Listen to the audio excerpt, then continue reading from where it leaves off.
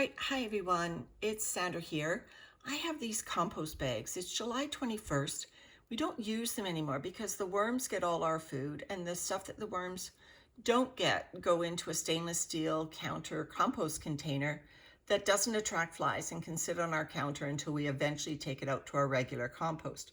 I'll put a picture of our stainless steel container in right here so you can see. And so these bags, we just have a few to use up. So I thought I would try them out on the Eat My Shorts. It says it's plastic free. I checked, it's made from cellulose, gives you a handy dandy list of all the items that you can put in. This is for municipal pickup or home compost, but some things compost in hot compost that might not compost in worm composting. So we have Eat My Shorts ready for another challenge. And what I have is I have a bag of, I just put a few food scraps, few of our food scraps in there. So there's some carrot peel, there's some tea leaves, there's some stems from Greek oregano that we had for dinner the other night. I did not blend this. This is straight off the cutting board. Food scraps. Looks like a little bit of grapefruit pith from the inside. Don't know if there's grapefruit peel in here, or maybe that's from inside a pepper maybe. And a few avocado shells. So there's not a lot of volume in here, but I thought it would be a good test to see if the worms can eat these, eat this material.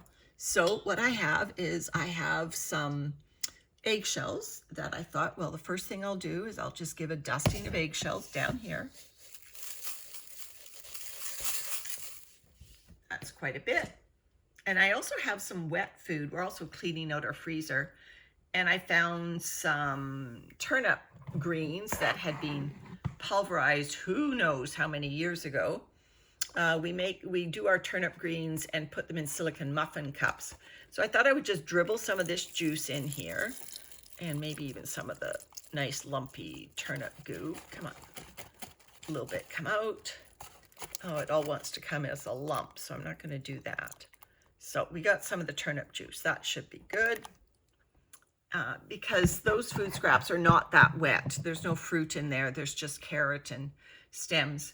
And then what I have is I have some slightly moistened carbon. Even though the bag is carbon, I thought this way there'll be a good carbon source for the worms. So I put some carbon in there. There we go. So I'll pause the video here and then I'm going to shake up the bag. Okay, I'm back. I did the almighty shake on the bag. So I have a mixture now of carbon and food scraps. The turnip juice is starting to leak through the bag. So that's good. So I see some wetness coming through. So the worms are going to like that. So now I've got a little bit of a decision to make. Do I leave the bag like this and just have the worms find their way in this top part, or do I punch holes?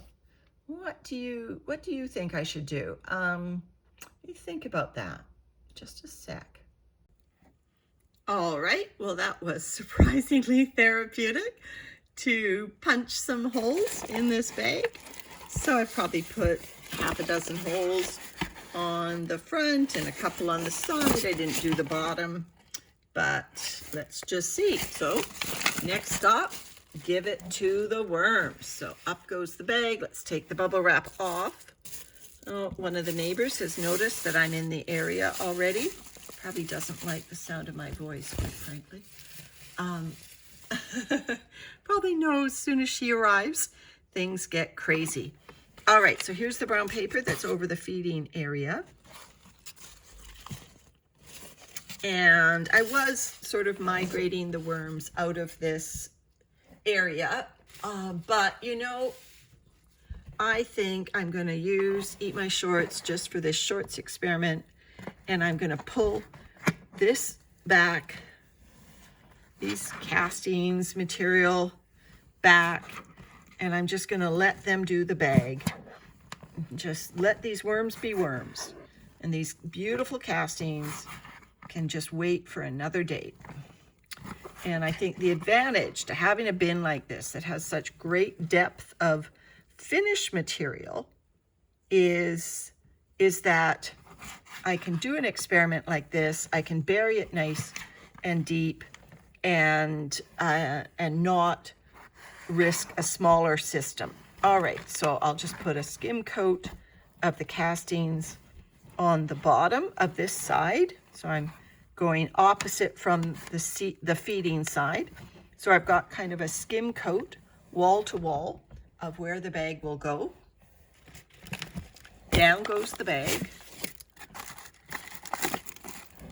And won't roll over the top or anything. I'll just lay it on its side.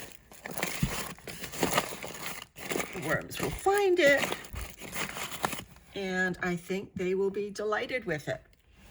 I hope they will. It's not a lot of food in there, but with the turnip juice, which I'm sure will activate a lot of microbes, I'm sure there'll be plenty for them to discover.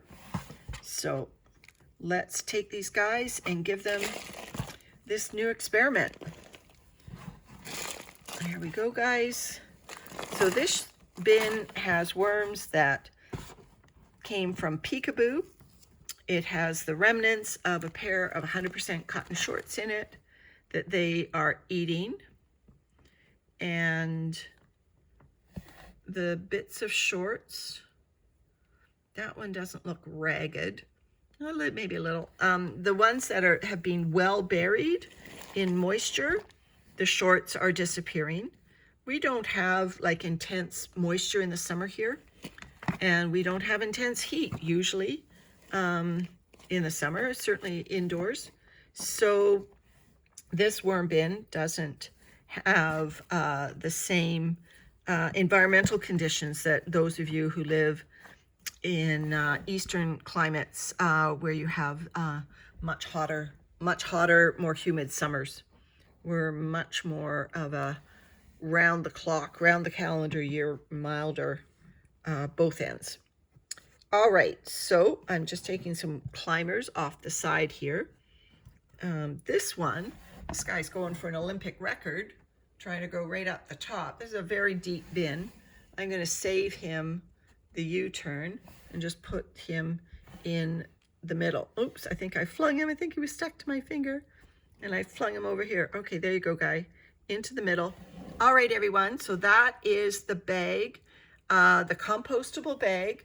Let's check in on that and test that 100% compost symbol and see if it's good in a worm composting system. All right, bye for now.